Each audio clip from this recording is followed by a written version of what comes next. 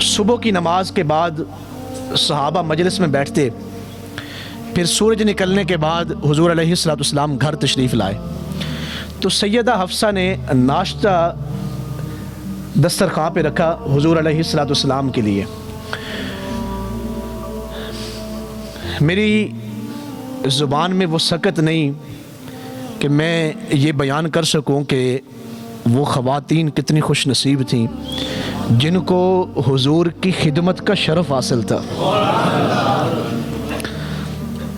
سیدہ حفصہ کن کے سامنے ناشتہ رکھ رہی ہیں اور کن کے لیے دسترخوان بچھا رہی ہیں۔ دسترخوان بچھایا اور ناشتہ رکھ دیا گیا۔ اب سنیں جو اگلی بات جو ہمارے لیے سبق ہے اور ہماری کامیابی کا ذریعہ ہے۔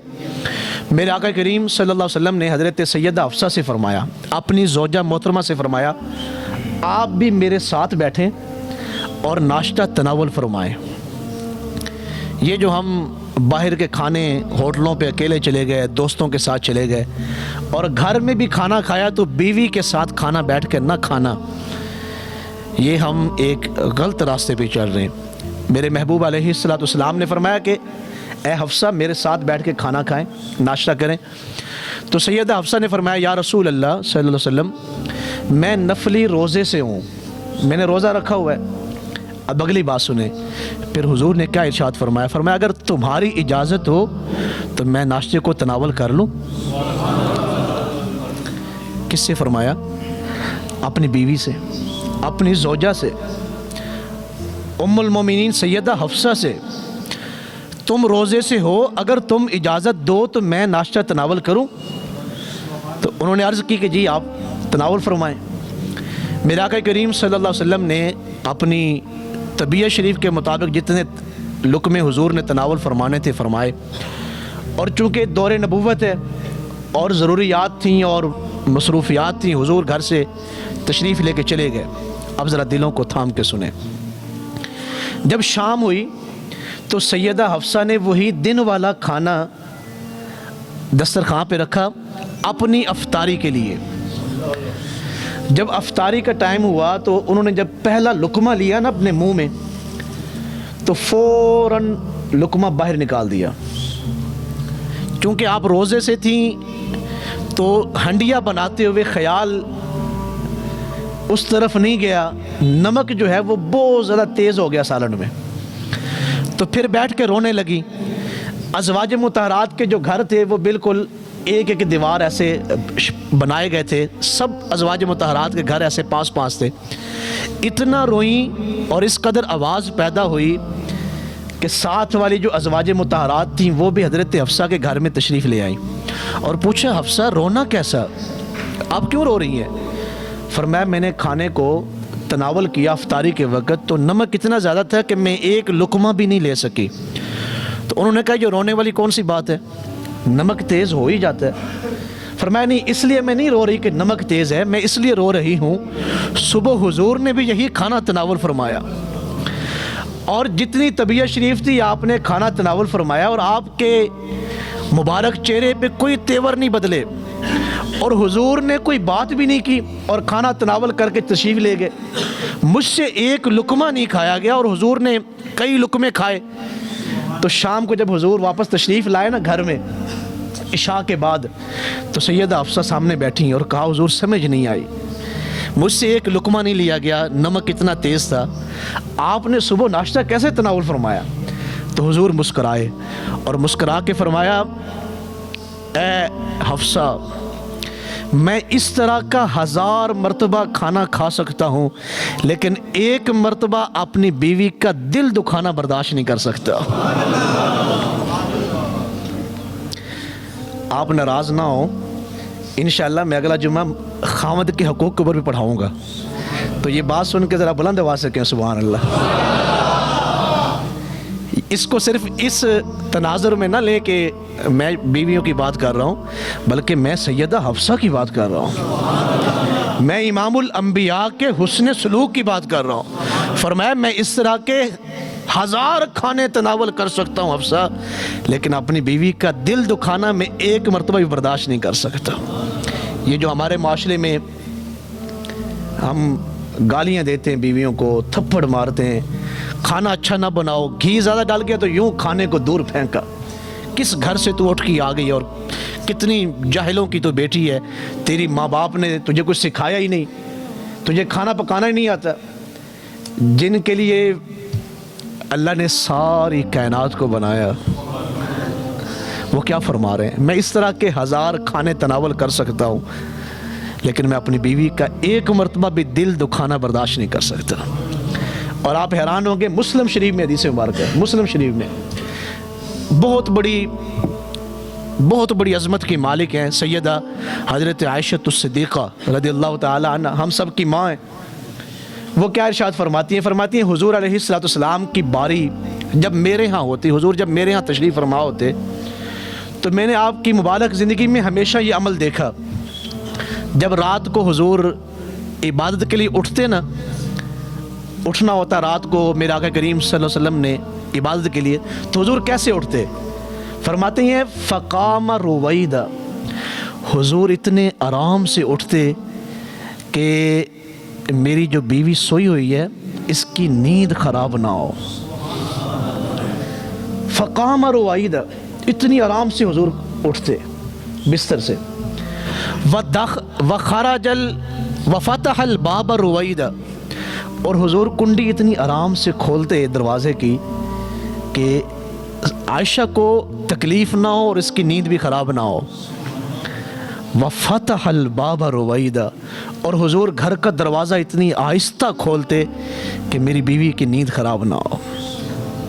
اب سن رہے ہیں میں کیا کہہ رہا ہوں؟ حضور علیہ السلام کی سنت کیا ہے کہ بیوی کی نیند بھی خراب نہ ہو. کب؟ جب آپ عبادت کے لیے اٹھ رہے ہوں.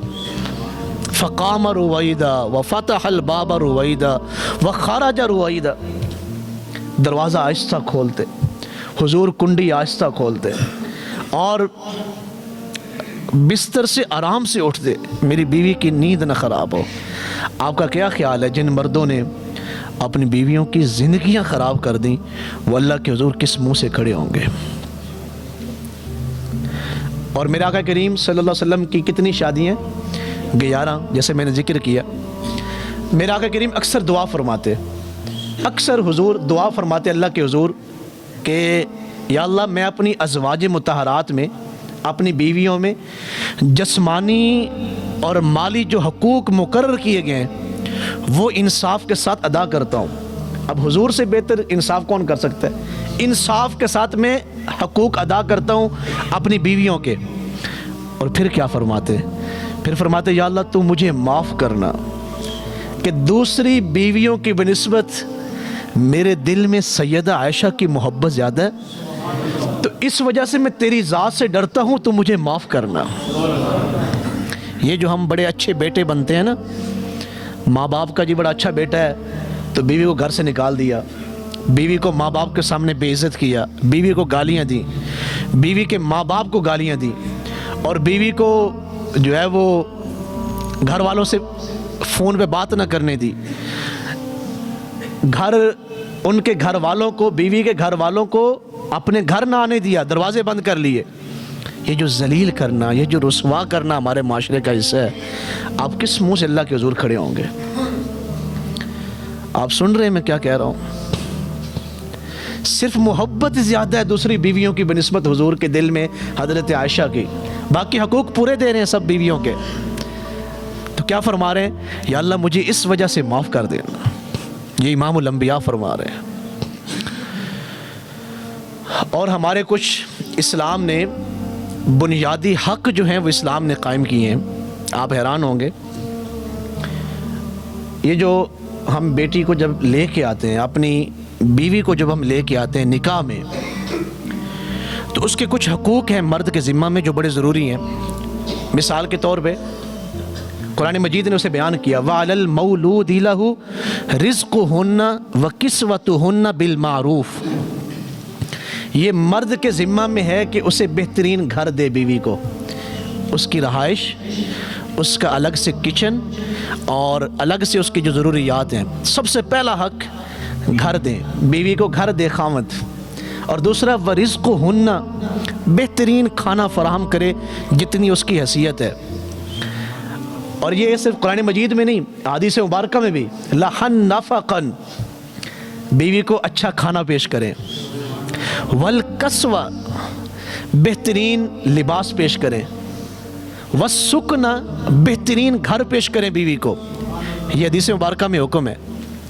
اچھا میں بڑا کبھی کبھی حیران ہوتا ہوں، ہمارے بالخصوص سیالکوٹ میں ہم شادیاں شاید پورے پاکستان سے زیادہ مہنگی شادیاں کرتے ہیں، اور اس طرح کی ہماری کئی ویڈیو بھی بنتی ہیں، اور پھر کئی ہمارے سیالکوٹ کے خاندانوں کو پھر وہ نیب بھی پڑی ہے جی اتنے پیسے کہاں سے لائے، یا شادیوں میں وہ ڈالر بھی اڑائے گئے، وہ شادیوں میں جناب یورو اور پاؤنڈ بھی ہمارے سیالکوٹ میں جو ہے وہ ڈالے گئے، اور پھر کپڑے بھی تقسیم کیے گئے، مختلف قسم کی چیزیں۔ مطلب یہ کہ ہم کروڑوں روپے شادیوں پہ خرچ کر دیتے ہیں، لیکن جب ہم اپنی بہو کو لے کے آتے ہیں نا گھر میں، تو پھر اس کے کچن پہ نظر رکھتے ہیں، یہ کھاتی کیا ہے، یہ پیتی کیا ہے، پھر اس کے کپڑوں پہ نظر رکھتے ہیں، یہ کپڑے کیسے پہنتی ہے۔ بھئی آپ لے کے کیوں آئے ہیں اسے؟ اب جو بچی اپنے گھر میں پروان چڑھی ہو ماں باپ کی محبت میں بہت زیادہ، جب آپ اس کے کھانے پہ نظر رکھیں گے سارا دن کھاندی رہتی ہے، صرف پھر بچے کو نہیں کہیں گے، یعنی کہ بچے کے والدین تک بات نہیں، وہ اس کی جو بہو کی نندیں ہیں وہ بھی آپس میں باتیں، سارا دن انہوں کم ہی کھان پین دے، کچن سے باہر ہی نہیں نکلتی۔ اور صرف یہ نہیں، پھر محلے کی جو عورتیں آئیں، کوئی ماسی آئی، کوئی پھپھو آئی، کوئی چاچی آئی، او ساڈا تے بیڑا ہی رڑ گیا ہے، اسی نوں کی لیاندی وہ سارا دن کچن چوں نہیں نکلتی، سارا دن انہوں کھان پین دا پتہ ہے۔ اگر بیچارہ خامد کہیں سے باہر سے کوئی پیزا، کوئی برگر یا کوئی کھانے کی چیزیں کوئی باہر سے لے آیا ہے، تو صبح کوئی خامد کی بہنوں نے وہ چیزیں دیکھ لی ہیں، تو صبح سارے گھر کا اجلاس بیٹھ جاتا ہے، اے پکی گل ہے ساڈے منڈے نوں جڑا نا اے بڈھی نے جڑا تویز پلا دیتے نے۔ سب سے بہترین کام ہمارے پاکستان میں وہ تویزوں کا ہے، جس میں نقصان کوئی نہیں، گھاٹا کوئی نہیں۔ آپ کے کام ہو نہ ہو، جو عامل حضرات بیٹھے ہیں وہ آپ کو تویز دے رہے ہیں یا جناب کوئی پڑھائیاں بتا رہے ہیں، لائیں جی پیسے لائیں، اور ہم اس بات پہ خوش ہیں، اور پھر اس لیے اپنے گھروں کو برباد کر دیتے ہیں۔ قرآن مجید پہ عمل نہیں کرنا کہ قرآن مجید نے ہمیں کیا کہا ہے بیویوں کے بارے میں، یا احادیث مبارکہ نے کون سے حق دیے ہیں بیوی کو، اس پہ غور نہیں کرنا۔ قرآن مجید نے کیا کہا، وَعَلَى الْمَوْلُودِ لَهُ رِزْقُهُنَّ، یہ آپ کی ذمہ داری ہے کہ بیوی کو بہترین کھانا فراہم کرے۔ آپ فراہم نہیں کر سکتے، شادی نہ کریں۔ کپڑے بیچاری وہ کیا، پچھلے ہفتے تو اس نے 2 سوٹ لیے تھے، اب دوبارہ سوٹ لینے چلی گئی، سارا دن تو وہ آئے دوسرے دن بازار میں رہتی ہے، اس کے کپڑے ہی نہیں ختم ہوتے۔ تو قرآن مجید نے کیا کہا، حضور نے کیا ارشاد فرمایا، لحن نفقن، یہ آپ کی ذمہ داری ہے کہ اس کو بہترین کھانا دیں۔ یہ قرآن مجید کی جو میں نے آیت پڑھی، لِيُنْفِقْ ذُو سَعَةٍ مِّن سَعَتِهِ، اگر اللہ تعالیٰ نے آپ کو بہت زیادہ رزق دیا ہے تو کیا کرے، وَمَنْ قُدِرَ عَلَيْهِ رِزْقُهُ فَلْيُنْفِقْ مِمَّا آتَاهُ اللَّهُ، اگر اللہ نے آپ کو بہت زیادہ رزق دیا ہے تو سب سے زیادہ اس کی کشادگی، اس رزق کا سب سے زیادہ خرچ اپنی بیوی پہ رکھیں۔ ویسے آپ کا کیا خیال ہے، موضوع چونکہ مشکل ہے، تھوڑا سا آپ کو سمجھنے میں مشکل ہو رہی ہے میرے خیال میں ایک بات آپ سے پوچھنا چاہتا ہوں، 1 مہینے کے لیے اپنی بیوی کو میکے بھیج دیں بچوں کے بغیر، بچوں کو اپنے پاس رکھیں، بیوی کو میکے بھیج دیں۔ 1 مہینے کے لیے جو بیوی آپ کے گھر کے کام کرتی ہے نا، سب سے پہلے آپ کوئی گھر میں گارڈ رکھیں 1 مہینے کے لیے جو گھر کا خیال کرے، پھر ایک آیا رکھیں جو آپ کے بچوں کا خیال کرے، پھر ایک دھوبی رکھیں جو آپ کے کپڑے وغیرہ دھوئے اور پریس کرے، پھر ایک صفائی کرنے والا رکھیں جو آپ کے گھر کی صفائی وغیرہ کرے، اور ایک جو ہے وہ ایک گارڈ رکھ لیں، ایک آیا رکھ لیں، ایک دھوبی رکھ لیں، ایک صفائی والا رکھ لیں، اور ایک باورچی رکھ لیں۔ ہمارے پاکستان میں اس وقت سرکاری تنخواہ کتنی ہے جی مزدور کی؟ جی میں سر 18,000 سرکاری تنخواہ، 18,000 روپیہ آپ تنخواہ دیں فی ملازم کو، 5 ملازم ہیں، مہینے کتنے پیسے بنے جی؟ 90,000 روپیہ۔ میں آپ سے ہاتھ کھڑا نہیں کرواؤں گا، یا یہ ویڈیو جہاں تک بھی پہنچے جو خاوند یا شوہر اس ویڈیو کو سنے، میں آپ سے ہاتھ کھڑا نہیں کروانا چاہتا، آپ میں سے یا ہم میں سے کون سا ایسا شخص ہے جو ماہانہ اپنی بیوی کو 90,000 روپیہ خرچہ دیتا ہے؟ صرف کوئی ہے؟ اگر ہم ان 5 لوگوں کو 90,000 دے بھی لیں نا، تو پھر بھی وہ گھر کا اس طرح سے خیال نہیں کریں گے یا بچوں کا جس طرح سے بیوی کرتی ہے۔ پھر یہ ہمارے اوپر یہ جو تکبر ہے، یہ جو ہمارا گھمنڈ ہے، یہ جو ہمارا غرور ہے، اور جو ہم بیوی کو باتیں کس رہے ہیں اور برا بلا کہہ رہے ہیں، گالیاں دے رہے ہیں، تو پھر یہ کیسے ہم اللہ کے حضور کیسے اس کا جواب دیں گے؟ میرا آقا کریم صلی اللہ علیہ وسلم کی حدیث مبارک ہے، حضور نے فرمایا کہ اللہ اور اس کے رسول کی محبت کے بعد اس دنیا میں اللہ جس محبت کو دیکھ کے خوش ہوتا ہے نا، وہ میاں بیوی کی محبت ہے۔ اور حضور کے حدیث مبارک ہے، جس نے اپنی بیوی کو تھپڑ مارا، غلطی کی وجہ سے بھی تھپڑ مارا زندگی میں، اللہ اسے جہنم میں 70 تھپڑ مروائے گا فرشتوں سے، ایک تھپڑ کے بدلے میں۔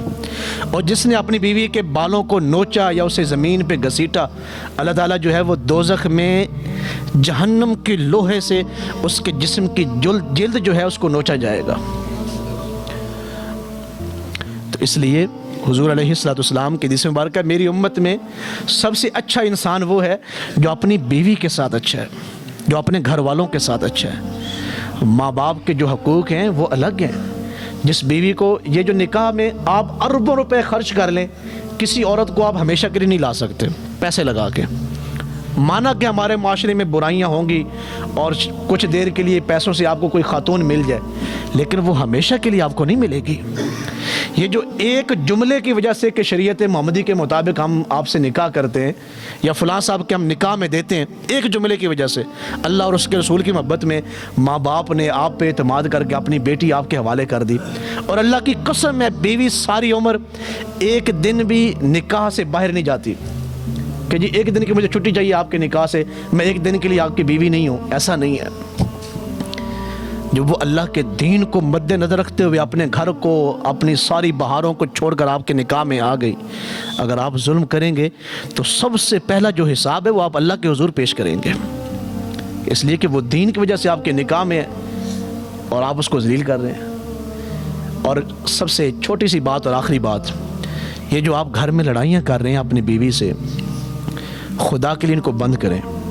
اس سے صرف آپ کو ہی، آپ کی فیملی کا نقصان نہیں، سب سے زیادہ جو نقصان ہے وہ آپ کے بچوں کا نقصان ہے۔ آپ ذہنی طور پہ اپنے بچوں کو خراب کر رہے ہیں۔